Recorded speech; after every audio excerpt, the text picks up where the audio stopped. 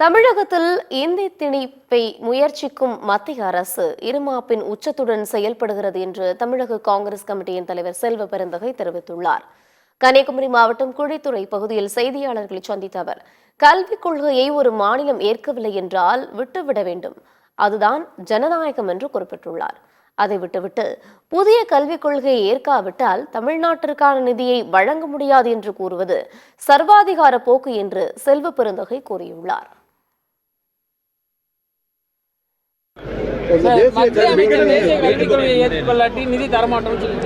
நான் ஏற்கனவே ஒரு அறிக்கை கொடுத்துருக்கேன், இன்றைக்கும் கொடுத்துருக்கேன். இது இருமாப்பின் உச்சம். இது அப்போ கூட்டாட்சி தத்துவம் என்ன ஆகும், அரசியலமைப்பு சட்டம் என்ன ஆகும்? எங்களுக்கு புதிய கல்விக் கொள்கையில் உடன்பாடு இல்லை. ஒரு சட்டத்தை கொண்டு வருகிறார், திட்டத்தை கொண்டு வருகிறார், மாநில அரசு அதை வேண்டாம், எங்கள் மாநிலத்துக்கு ஒத்து வராது என்று சொன்னால் அதை விட்டுவிட வேண்டும்.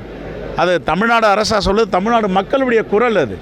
ஆனால் பிடிவாதமாக நான் நிதியை கொடுக்க மாட்டேன் என்றால் இது எவ்வளவு பெரிய ஆணவத்தின் உச்சம் என்பதுதான் மக்கள் பார்த்து கொண்டிருக்கிறார்கள்.